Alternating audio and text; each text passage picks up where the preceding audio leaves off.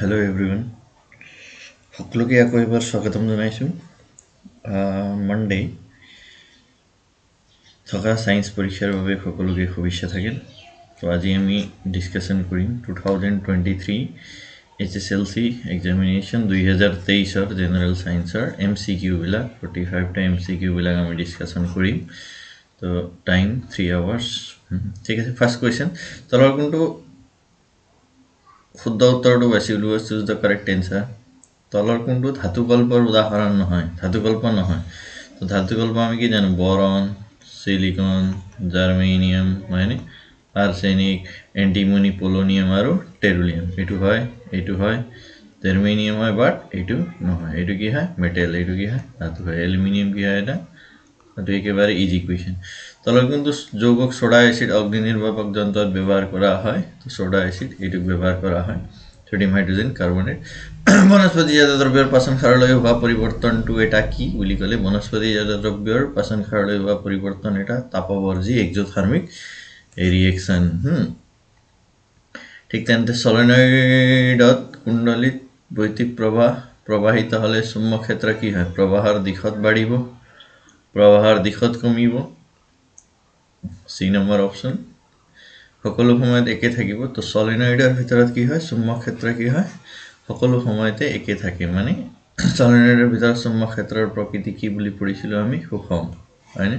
প্ৰতিটো বিন্দুত উৎপন্ন হোৱা চুম্বক ক্ষেত্ৰৰ মান কি হয় সুষম তো সকলো বিন্দুতে কি থাকিব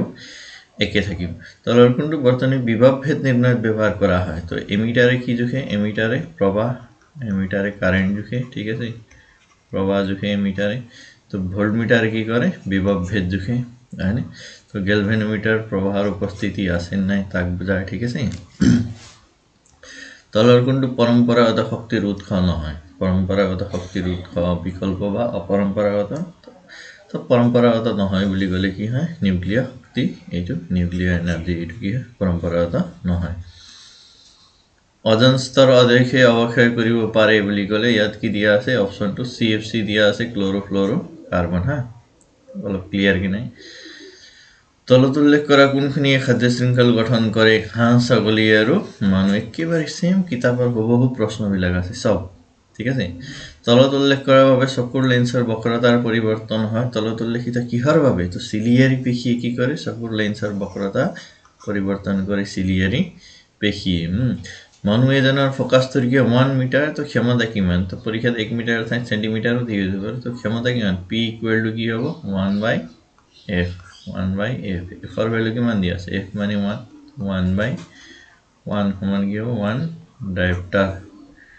এইটো 1 ডায়োপ্টাৰ হ'ব ইয়াৰ এনসাৰ ঠিক আছে তলত দিয়া শুদ্ধ উত্তৰটো বাছি উলোৱা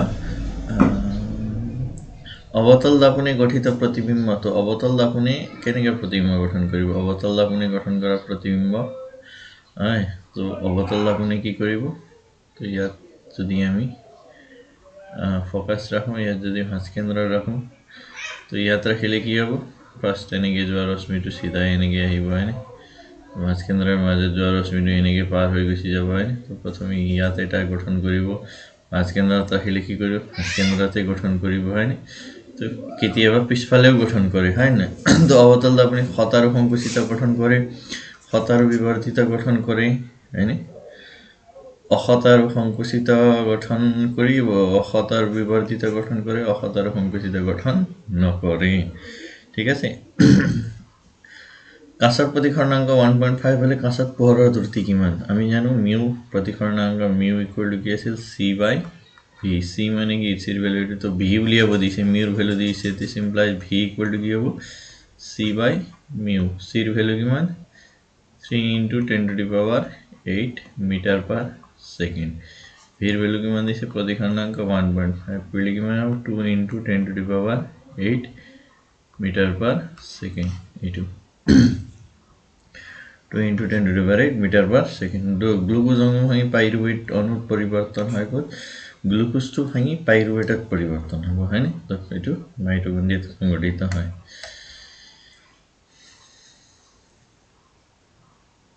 নেক্সট বেছিভাগ কোষীয় শ্বসনৰ মুদ্ৰাটো কি হৈছে কোষীয় শ্বসনৰ মুদ্ৰা বুলি ক'লে কি হ'ব এটিপি হ'ব ঠিক আছে এটিপি হ'ব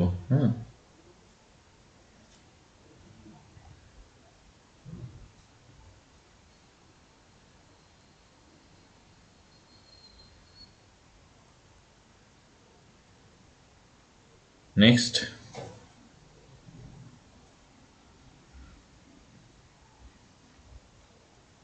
তাহলে কোনটো এবিধ উদ্ভিদ হৰমনটো কি হয় সাইটোকাইনিন এটো উদ্ভিদ হৰমন হয় ইনসুলিন প্ৰাণী হৰমন এটো প্ৰাণী হৰমন এটো কি হয় উদ্ভিদ হৰমন হয় তো উদ্ভিদে কি কৰে সাইটোকাইনিনে কি কৰে কোষ বিভাজনত সহায় কৰে হয়নে नेक्स्ट द्विविभाजन प्रक्रिया कत संघटित है एमिबार की है द्विविभाजन है प्लेनेरिया तो बहुविभाजन है ऑप्शन ही নহল সমহস্ত অঙ্গৰ উদাহৰণ তো যিবোৰ অঙ্গৰ উৎপত্তি আৰু মৌলিক গঠন প্ৰায় একে কাৰ্যৰ ফলৰ পৰা বেলেগ বেলেগ সেইবোৰ অঙ্গকে কি বুলি কোৱা হয় সমহস্ত অঙ্গ বুলি কোৱা হয় ঠিক আছে মানে উৎপত্তি একে তো মানুহৰ পাৰৰ পাখি আৰু মানুহৰ হাত পাটৌচৰাৰ পাখি মৌমাখিৰ পাখি পখিলাৰ পাখি বাদুলিৰ ডেউকা চৰাইৰ ডেউকা বাদুলিৰ ডেউকা সমহস্ত অঙ্গৰ উদাহৰণ তো এইটো হ'ব নেক্সট পুৰুষৰ ক্ষেত্ৰত লিংগ নিৰ্ণায়ক ক্ৰমোজোম বুলি ক'লে এইটো কি হ'ব x y ঠিক আছে y টো ক্যাপিটাল হ'ব xy 3 নম্বৰ খালি ঠাই পূৰ কৰা CNG সংকোচিত প্ৰাকৃতিক গেছৰ উপাদান বিল হল কি CNG ৰ উপাদান কি আছে মিথেন হয় হয়নে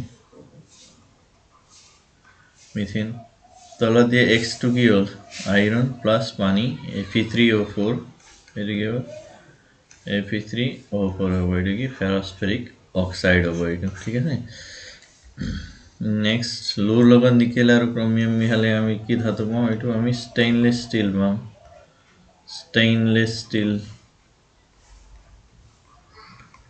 স্টিল এটো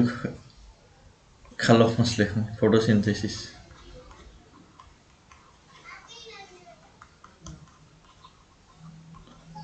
খালক মাসলে নেক্সট